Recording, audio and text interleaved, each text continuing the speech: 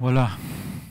Et une dernière petite animation liée au premier dimanche de l'Avent. Comme vous le voyez, ça sent Noël. Et nous voulons bien vivre Noël. Pas question d'annuler Noël, comme on a parfois entendu, malheureusement. Mais voilà, une petite animation qui est liée aussi à ce que vont vivre les enfants. Une vidéo maintenant à regarder. Merci pour votre écoute. Afin de découvrir pourquoi Jésus est né, nous devons faire un voyage dans le passé, des milliers d'années en arrière, lorsque le peuple de Dieu, les Israélites, était sur la terre promise. Les Israélites désobéissaient continuellement à Dieu. Le péché était chose normale en Israël. Un jour, Dieu envoya un prophète pour avertir les Israélites sur les conséquences de leur désobéissance. Un prophète est une personne qui dit au peuple ce que Dieu veut qu'il entende de sa part. Un jour, un prophète nommé Ésaïe fut envoyé pour rappeler au peuple l'arrivée du Sauveur promis par Dieu. Il dit : Car un enfant est né pour nous, un fils nous est donné, et il exercera l'autorité royale. Il sera appelé merveilleux conseiller, Dieu fort, Père à jamais, et prince de la paix. Il étendra sa souveraineté, et il instaurera la paix qui durera toujours au trône de David et tout son royaume. Sa royauté sera solidement fondée sur le droit et sur la justice, dès à présent et pour l'éternité. Voilà ce que fera le Seigneur des armées célestes dans son ardent amour.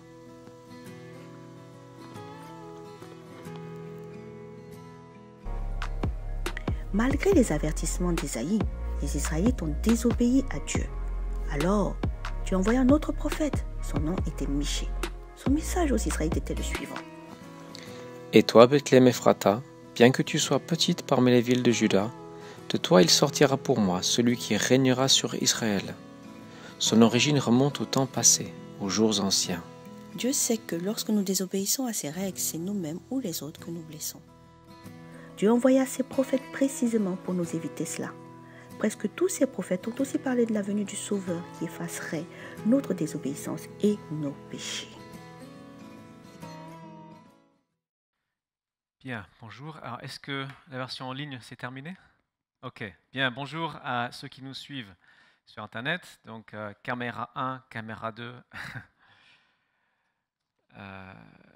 Donc, comme l'a dit Gilles, aujourd'hui est le premier dimanche de l'Avent.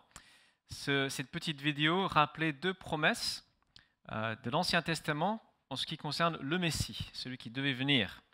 Alors, personnellement, je n'ai jamais été trop dans les traditions de Noël. Mais cette fois-ci, on va faire quelque chose qui est une tradition, c'est la couronne de l'Avent. Et en fait, ces bougies représentent l'espoir et l'attente. J'ai appris juste vendredi passé que la première bougie s'appelle traditionnellement la bougie des prophètes. Et elle représente l'espérance. Donc je vais l'allumer. Et en l'allumant, je vais lire un texte qui se trouve dans l'Épître aux Hébreux, chapitre 10 et verset 23. Alors, bien sûr, je n'ai pas testé avant. Première allumette craquée et cassée. Une vieille boîte d'allumettes. Alors, ça sent, mais ah voilà. Donc, la première bougie qui représente pleinement l'espoir prophétique. Hébreux 10, 23. Nous restons fermement attachés à l'espérance que nous reconnaissons comme vraie, sans fléchir, car celui qui nous a fait les promesses est fidèle. Amen. Bien. Donc aujourd'hui, nous allons parler d'espérance et de déception. Nous allons parler pendant 4 semaines d'espérance. Nous sommes actuellement dans un temps d'attente. Attente que les cultes reprennent pleinement.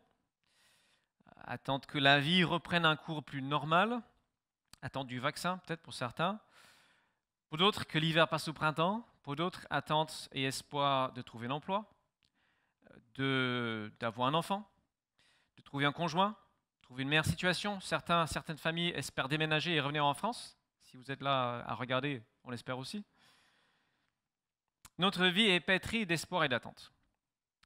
Et force est de constater que tous nos espoirs ne se réalisent pas, même si nous sommes croyants et dévoués au Seigneur. Voilà. Il y a une part de déception et de frustration qui est inhérente, qui fait partie de la vie actuelle, qui est inévitable. Et c'est ne serait-ce que relationnellement. Parce que sur le plan des relations, nous sommes et nous serons tous déçus à un moment donné par les autres. Vous allez me décevoir, je vais vous décevoir certainement, c'est comme ça. Et plus nos espoirs et attentes sont élevés, plus le risque de déception est grand.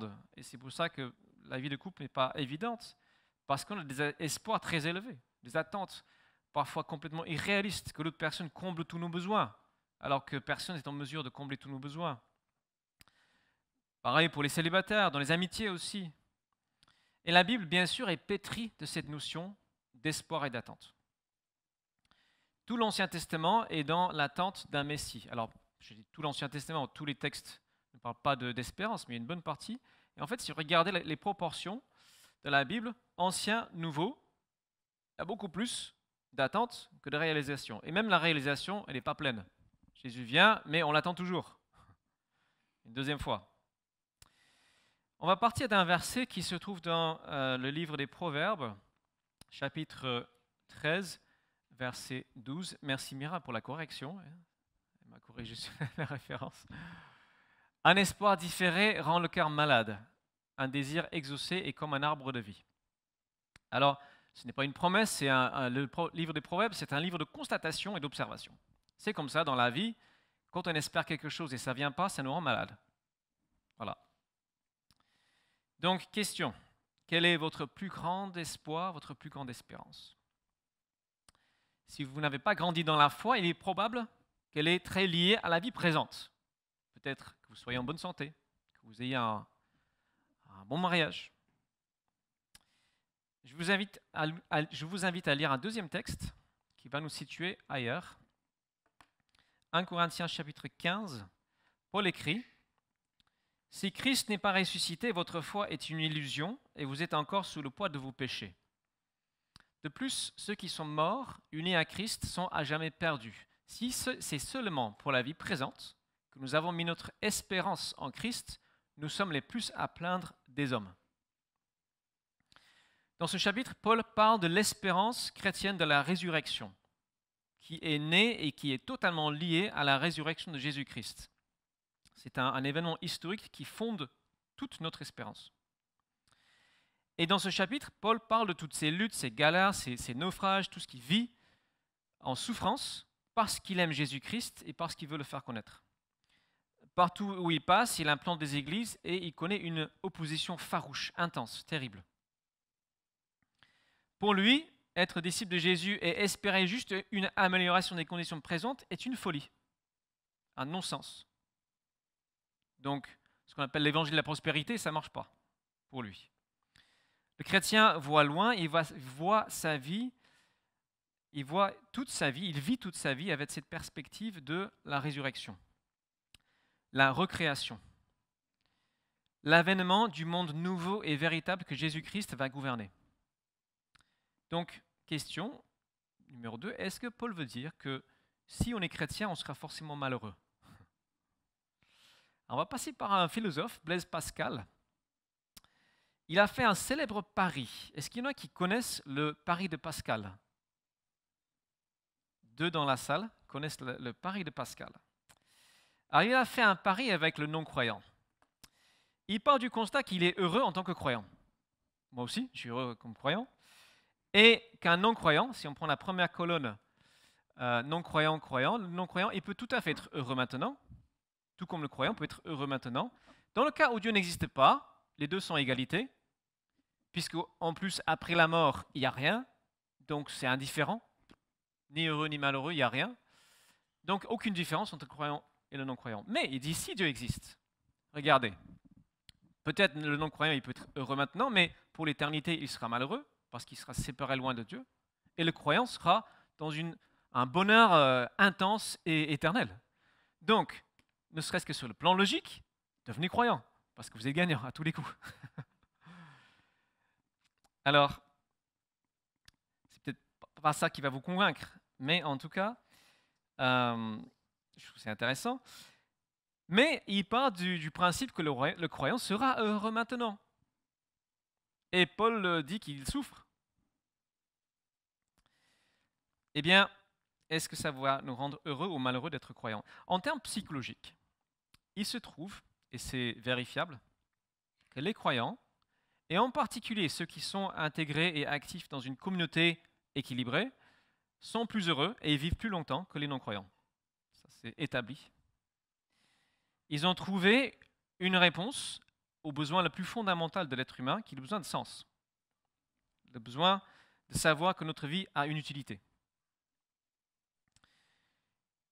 En même temps, comme dit un certain homme politique, il est aussi vrai que nous connaissons des souffrances que les non-croyants ne connaissent pas. Parfois, l'angoisse de se poser la question, est-ce que je suis en train de faire la volonté de Dieu? Une conscience plus aiguë de certaines questions morales et éthiques.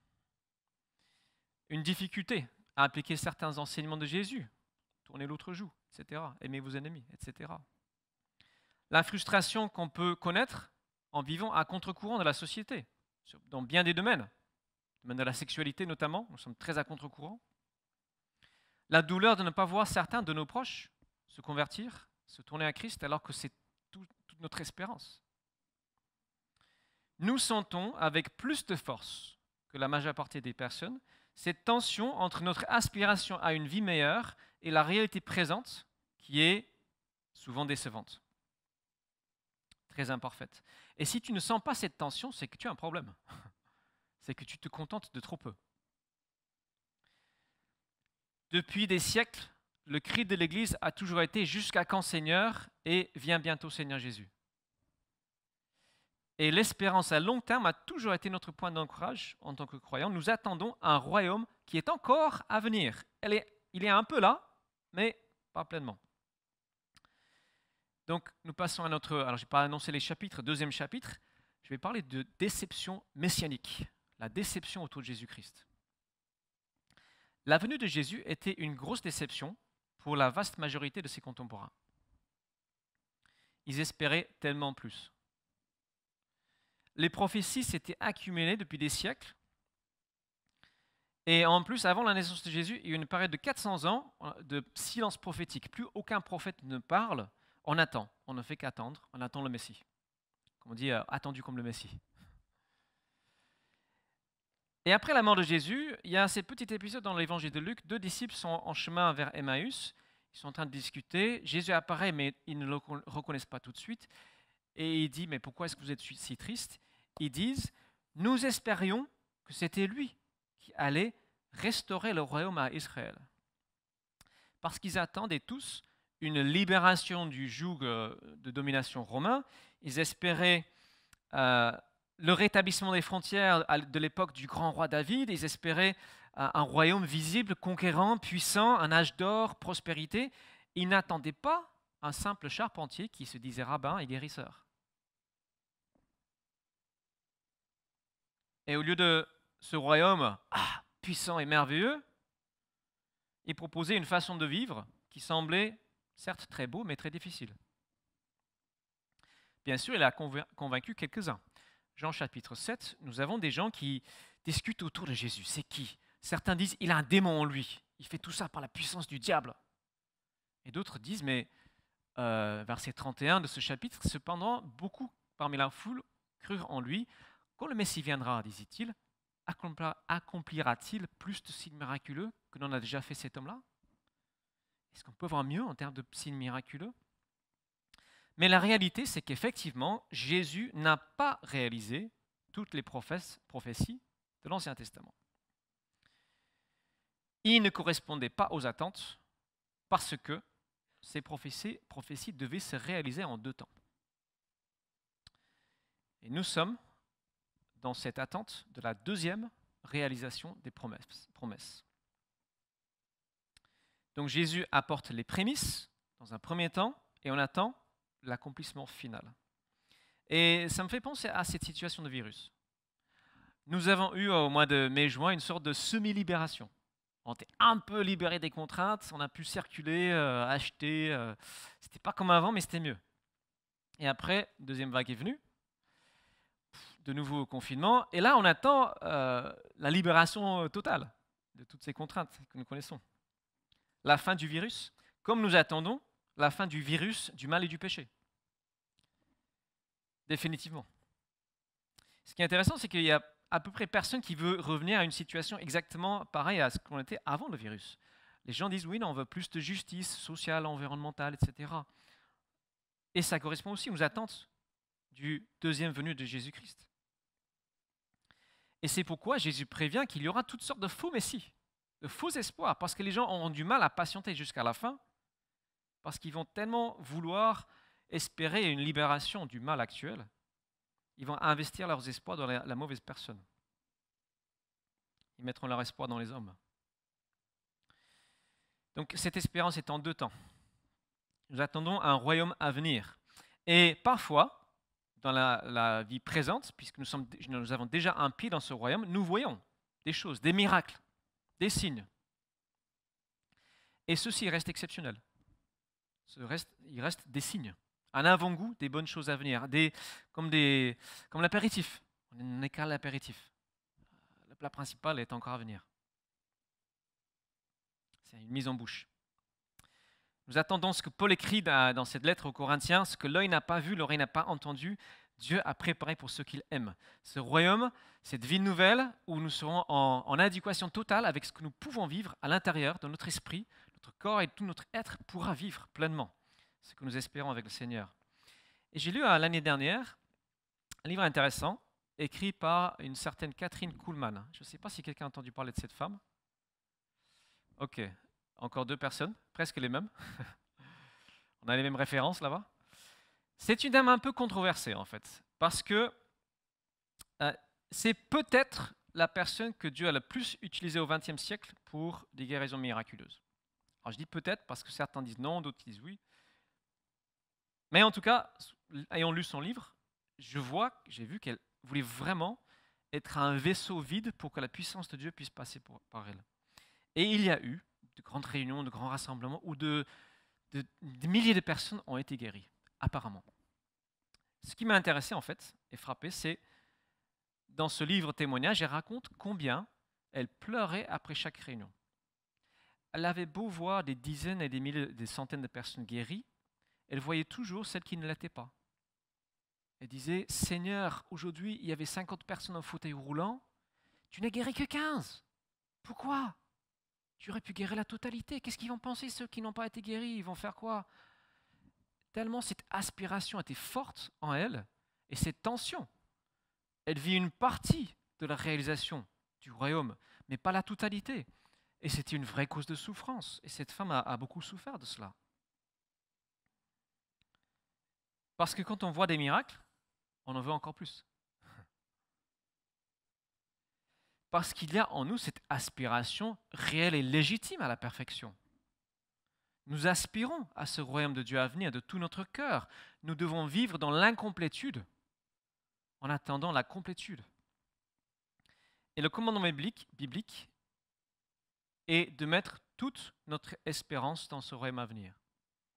1 Pierre 1,13 dit, tenez votre esprit en éveil, faites preuve de modération, mettez toute votre espérance dans la grâce qui vous sera accordée le jour où Jésus-Christ apparaîtra. Qu'est-ce que ça veut dire de mettre toute notre espérance dans la grâce qui nous sera accordée ce jour-là ? Est-ce que ça veut dire que je ne dois rien espérer de la vie présente ? Ça serait un peu inhumain. Si je n'espère rien de la vie présente, est-ce que je ne risque pas de passer à côté de certaines choses ? Je crois que l'essentiel de ce verset réside dans le fait que notre espérance suprême, c'est ce jour de rencontre finale, face à face avec Christ, là où la grâce et l'amour de Dieu que nous connaissons déjà, un peu, seront pleinement manifestés, pleinement révélés, et cet espoir doit relativiser et orienter tous nos espoirs présents. Ça doit être le prisme par lequel tous nos espoirs actuels passent. Ce qui veut dire, si tu espères un travail, espère que dans ce travail, tu puisses agir au mieux pour représenter ton Seigneur. Si tu espères un enfant, espère que cet enfant puisse être au plus possible pour la gloire de Dieu. Si tu espères un mariage, espère que ce mariage glorifie Dieu au maximum. Parce que ce jour-là, nous allons rendre compte de tous nos actes et nous voulons être heureux de présenter notre vie au Seigneur, sans rougir de quoi que ce soit. Donc tout à la lumière de sa venue, tout à la lumière de ce jour-là, qui sera un jour de grâce. Nous serons dans la joie d'être graciés. Et aujourd'hui, nous espérons toujours que cette grâce, cet amour de Dieu se manifeste lorsque nous prions pour des gens. Ça vaut le coup, évidemment, de prier pour que d'autres puissent goûter à l'apéritif et entrer ensuite dans la salle de banquet. Ce n'est pas une invitation à la fuite. Certains pourraient se dire, ok, ça veut dire qu'on ne s'implique pas dans la vie présente parce que l'espoir politique, c'est juste d'améliorer les conditions actuelles. Et moi, je pense honnêtement que la plupart des gens qui s'investissent dans la politique sont, au moins au début, sincères dans leur désir d'améliorer les choses. Après, c'est le pouvoir qui corrompt, mais je pense que l'élan initial est bon.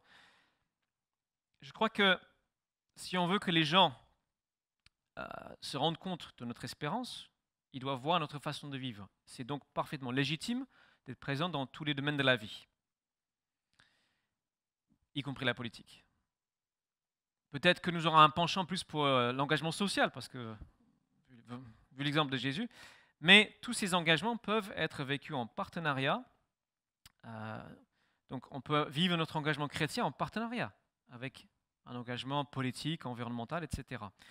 Et ça nous permet d'être des réalistes, de ne pas mettre toute notre espérance dans la réalisation des projets actuels. Et c'est ça le grand piège. Les gens mettent toute leur espérance dans un projet politique et ils sont forcément déçus.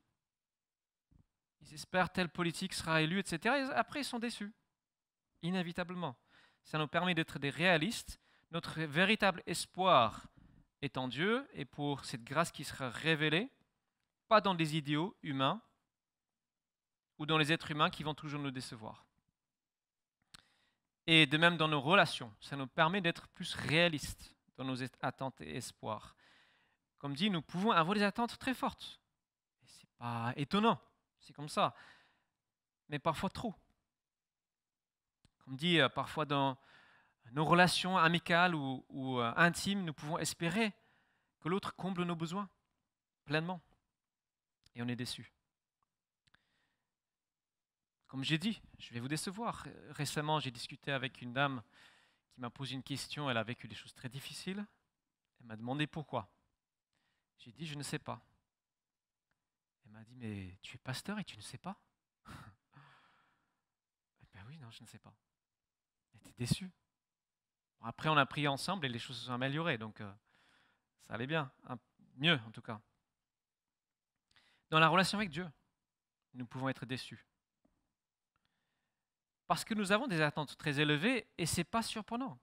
Quand on lit certaines paroles de Jésus, ces paroles semblent nous encourager à vivre un miracle tous les jours. Il y a des sites internet. Un miracle tous les jours. Je ne sais pas si, je crois qu'il y a un site qui s'appelle quelque chose comme ça. Les récits des miracles sont à double tranchant. Ça attise notre envie, ça peut augmenter notre foi, mais ça peut aussi nous décourager quand on ne voit pas autant de miracles dans notre vie que dans la vie de quelqu'un d'autre. Je dis, mince, pourquoi est-ce que lui, il est favorisé et pas moi?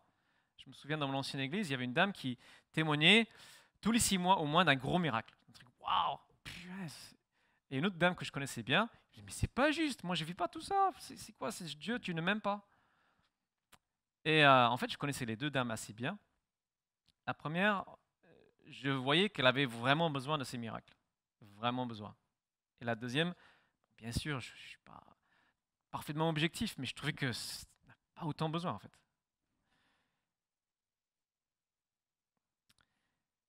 C'est vrai que la parole de Dieu nous encourage à lui dire nos besoins, nous attendre à lui, mais avec toujours cette idée que mon espoir absolu n'est pas pour maintenant. Et la difficulté souvent, c'est que nous connaissons assez mal nos vrais besoins. Nous avons du mal à cerner vraiment ce qu'il nous faut.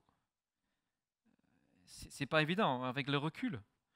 Je vois lorsque j'avais dans les, on va dire de 28 à 30 ans, 35 ans, je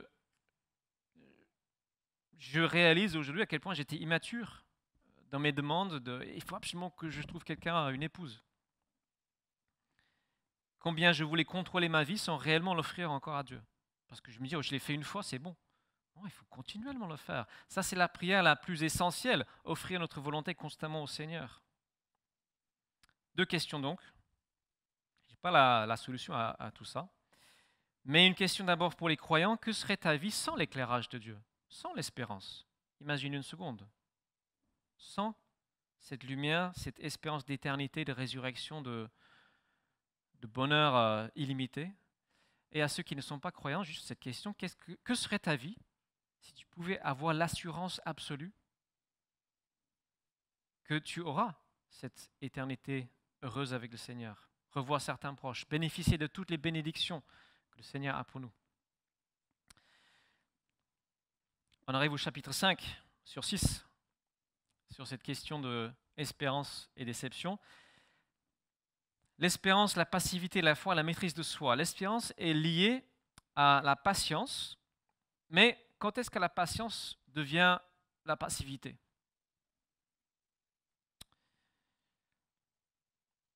Quand on est enfant, il est très difficile d'attendre longtemps.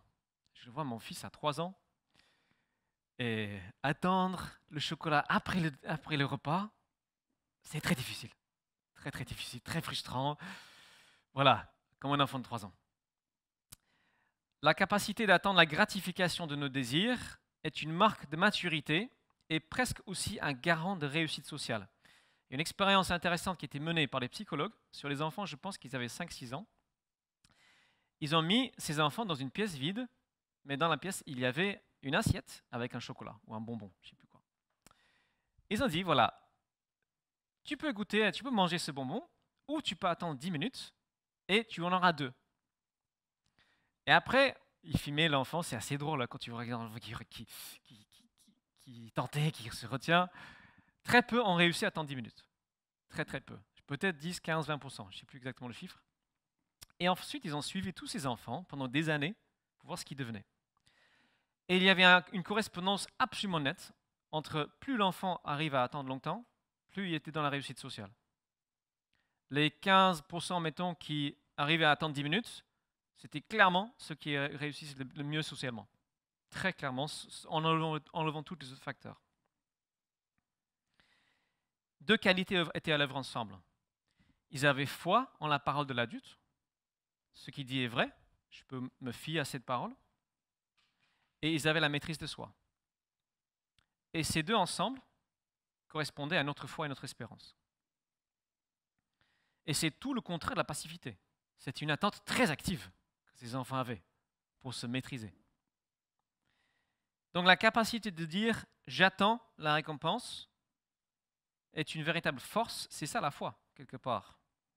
Et la semaine dernière, Gilles nous a rappelé le but de Dieu dans notre vie, c'est de nous faire devenir de vrais adultes.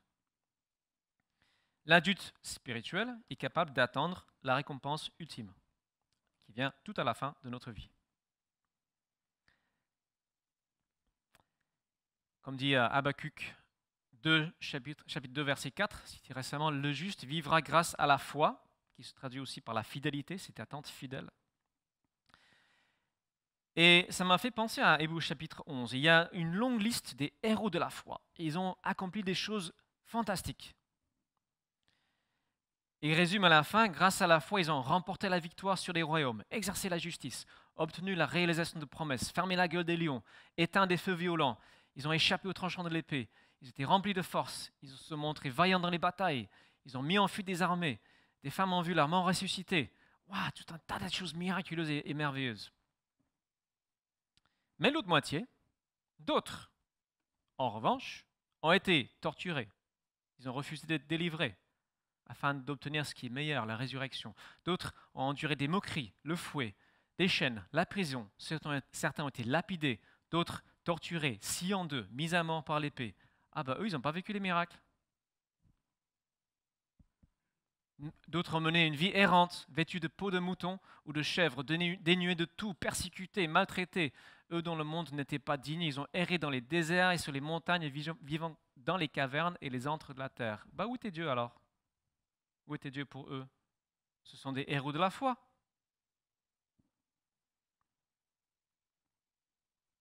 Dieu a approuvé tous ces gens à cause de la foi. Tous ces gens. Ceux qui ont obtenu les miracles, ceux qui ne les ont pas obtenus de manière aussi spectaculaire.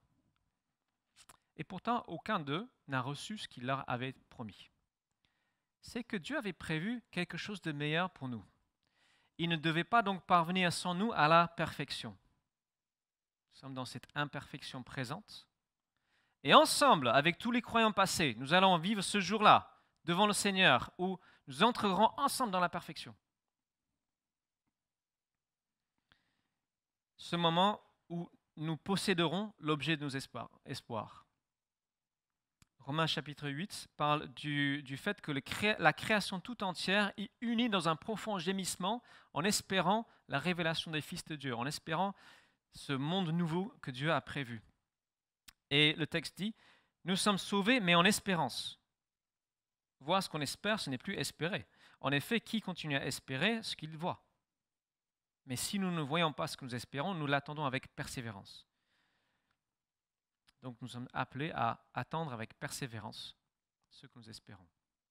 Et ce que nous espérons, c'est la résurrection. Pourquoi est-ce que Dieu nous fait attendre si longtemps? Je suggère juste une raison. Plus une chose vaut cher, plus ça vaut le coup d'attendre. Dans l'exemple des bonbons, si tu m'avais dit d'attendre 2 heures, je n'aurais pas fait. Je ne vais pas attendre 2 heures pour 2 bonbons. Ça ne vaut pas le coup. Attendre 1 an pour une maison, bah pourquoi pas. 5 ans pour un bon conjoint, pourquoi pas. Attendre un long moment pour une éternité merveilleuse avec le Seigneur, aucun souci. Je peux attendre longtemps. Nous attendons la grâce du Seigneur, la grâce qui sera révélée. Parce que rien de ce que nous avons n'est mérité. Nous attendons un cadeau. Nous attendons un cadeau. Tout ce que Dieu donne est cadeau. On ne réfléchit pas en termes de droit avec Dieu. On réfléchit seulement en termes de privilèges et de cadeaux et de devoirs. Le droit, ça fonctionne entre les êtres humains, mais pas entre nous et Dieu. Ce week-end aux États-Unis, pour nos amis américains, c'est Thanksgiving. C'est l'action de grâce. C'est le remerciement. Alors, ceux qui connaissent l'histoire, il y a une centaine de pères pèlerins partis de l'Angleterre, 1620, arrivés aux États-Unis. Ils ont galéré et puis ils ont réussi à faire une première récolte qui était quand même assez médiocre, mais ils ont réussi.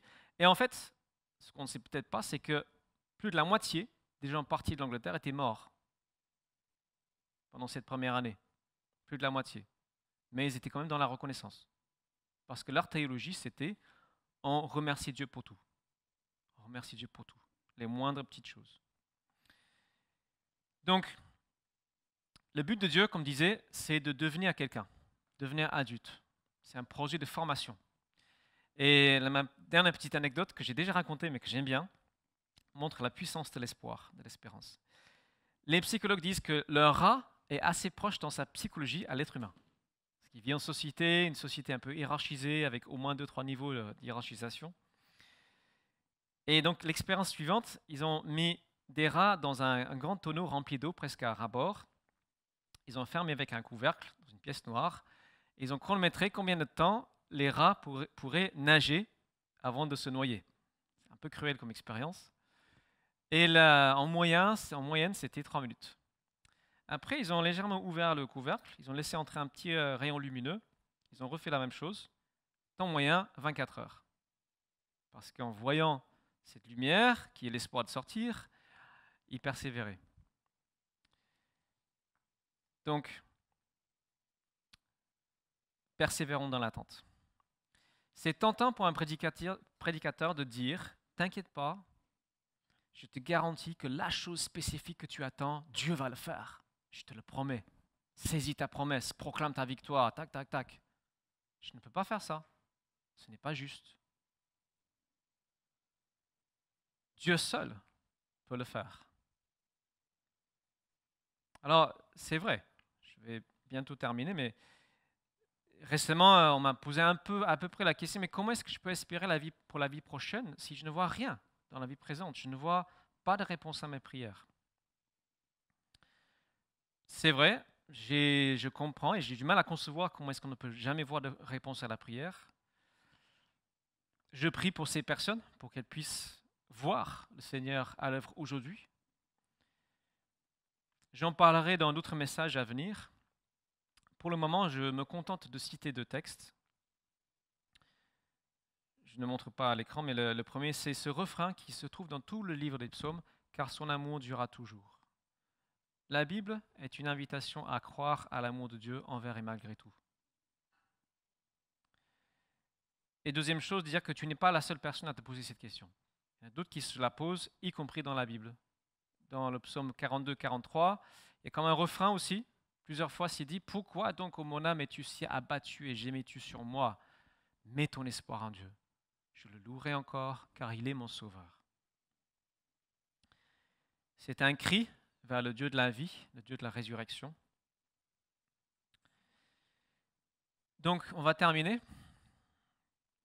On a commencé avec cette parole de Proverbe 13, verset 12. « Un espoir différé rend le cœur malade, un désir exaucé est comme un arbre de vie. » Alors, je vais inviter l'équipe de louange à revenir.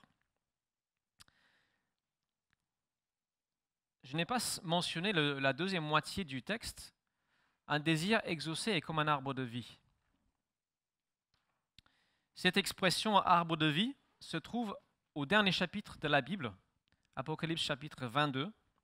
L'arbre de vie, qui était présent dans le jardin d'Éden, se retrouve dans l'éternité, et cet arbre représente la plénitude de la vie telle qu'elle devrait l'être.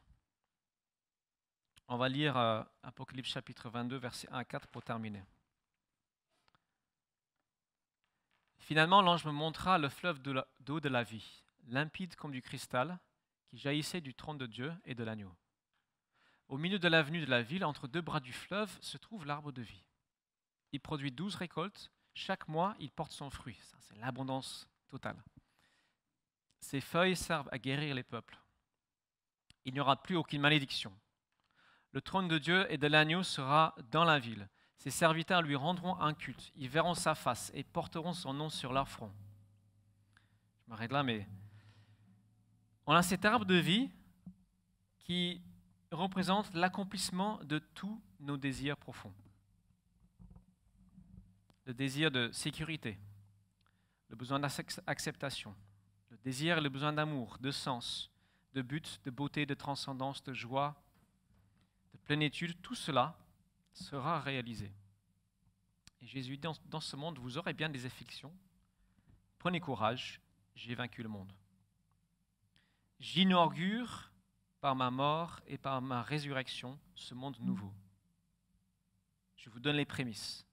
Je m'en vais auprès du Père, je reviens, je vais vous apporter la totalité. En attendant, persévérance, foi, fidélité. Fidélité à l'appel de Dieu, à la parole de Dieu, à l'appel qu'il a pour nous. Et nous prions, Seigneur Jésus, viens bientôt. Amen.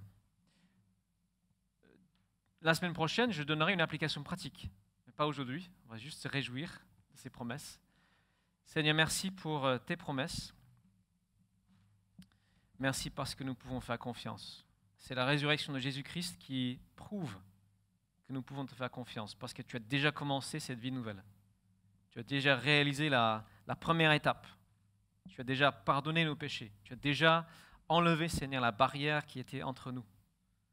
Tu nous as déjà introduits dans ta famille. Seigneur, tu nous as déjà commencé à nous donner l'apéritif. Merci pour cela. Merci pour la promesse des choses à venir.